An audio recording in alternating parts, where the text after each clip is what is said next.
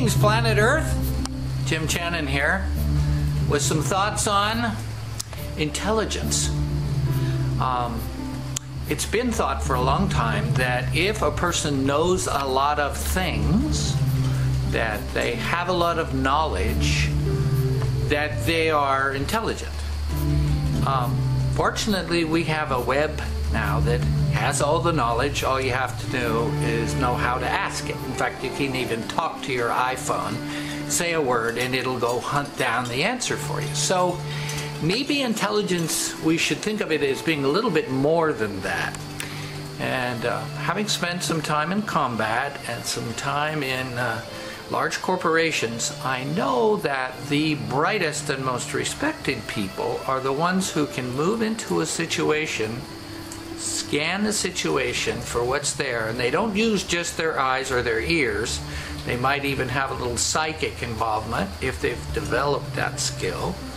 Then take that information and process it some way in the skill. What does this mean? What is the value of this? Then create an action or a response and give the response out to people in words, in visions, in stories, in something pungent.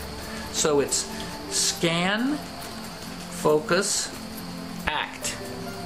And in more detail, here's a map I made for myself not long ago that maybe we'll walk through and you'll see how this works out for you.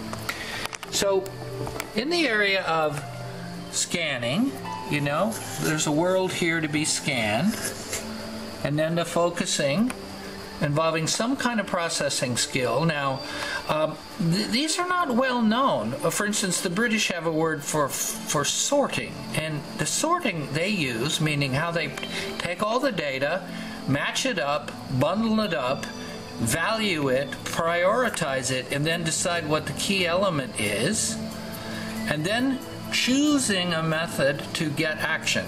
The person may take the action themselves, might give some direction themselves, but they might actually make an image, sing a song, tell a story, and the more skills you have here, the more skills you have here, and the more skills you have here, and the more you can apply them, to me, the more intelligence you have.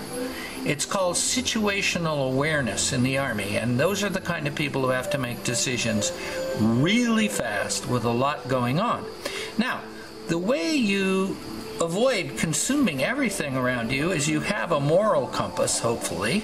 You know, you have some idea inside about what's right, so you're looking for things that are right.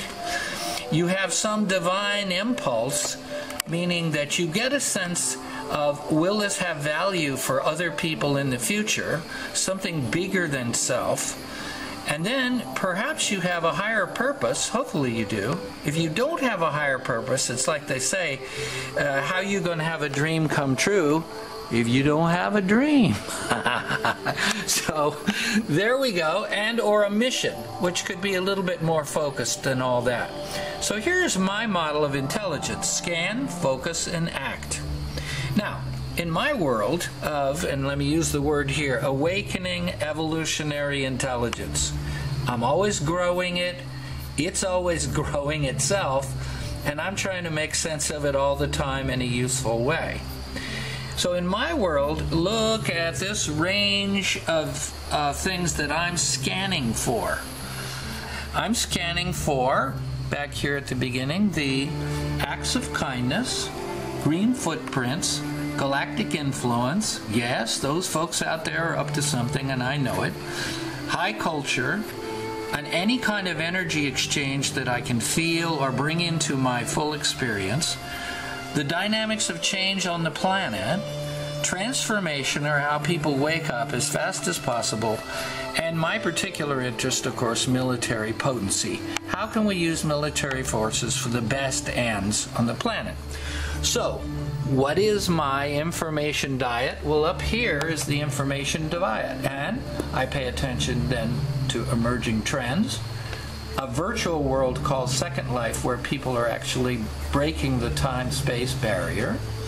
my Facebook family, which is like me walking into the downtown of my dreams and listening to what everybody's saying at the marketplace, my web family, which is another group of non-local friends, my YouTube videos and other people's, Ode Magazine, who reports on intelligent optimists, Enlightenment Next Magazine, who is probing all the questions of spirituality, my First Earth Battalion network, or who are all my allies in seeing that the militaries have the best chance to creatively help the planet as possible, my downtown social architecture in the town where I live to see that that town becomes a global village, and people like Bill Moyers and Oprah Winfrey. Basically then, that is my information diet, and it's based on my information needs, what I'm scanning for. Now, then, that all turns into my action part, which is acts of strategic significance. Now, those are kind of big words, but significance is a little bit better than success because it has to make a difference to everybody instead of just me. And strategic simply means that, you know, I have a value in doing this efficiently, effectively, or in fact with some very straight line, simple process. This could be tactical, but strategic is my term because I think about big things. Doesn't mean I'm smarter than anybody else. I just think about things bigger. So, what is the result of my action? Well, I've created a land family here on my 3 acres that's very, very sustainable for the future. I invent bright green footprints like the eco-homestead, the ag hamlet, and the global village. I'm interested in telling stories that are going to make people have a better future. That's called proto-mythology, like the First Earth Battalion. I'm interested in a potent website, and I have 9 of them.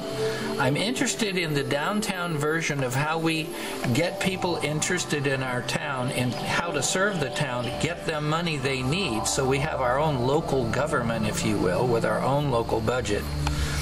I'm interested in the YouTube videos that I not only make, but I can get from other people based on certain things I'm looking for. I have certain allies out there in the world. This is the Pacific Institute, and they're interested in cognitive psychology, or basically, how do you talk to yourself in a positive way? I create special time every week, 3 hours twice a week, to go into what I call lab time. That's how I reinvent myself. So I try new things out. This week I was singing and dancing and telling stories all at the same time. This is remote viewing, which is a community I seek and support because they are working beyond time and space. Here is advanced visual language, which you're looking at here, which is just a high order of combining ideas so they make sense together. Speaking tours as necessary, defense news as necessary because I contribute to their understanding of how to make a better world. The Mankind Project was a men's group orientation to taking young men who need support emotionally, among other things, and bringing them online. Global Visions, for example, which I have done with the World Business Academy. So I have a lot of ways to contribute to the world. But after all, I'm 70 years old, and you know, it's about time that, you know, an elder my age takes his experience, or her experience in this case, and applies them.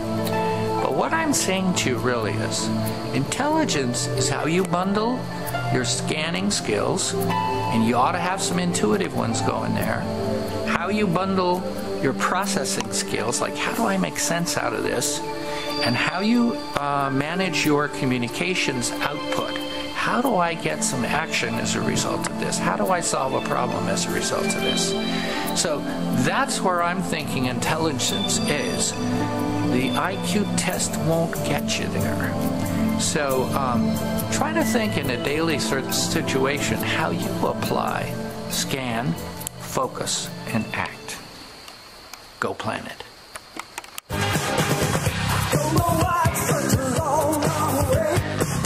Seems to be an impossible state.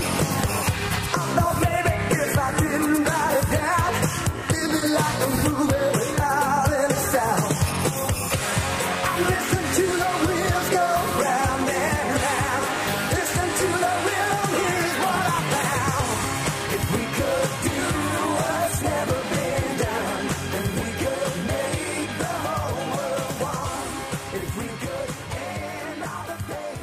strike.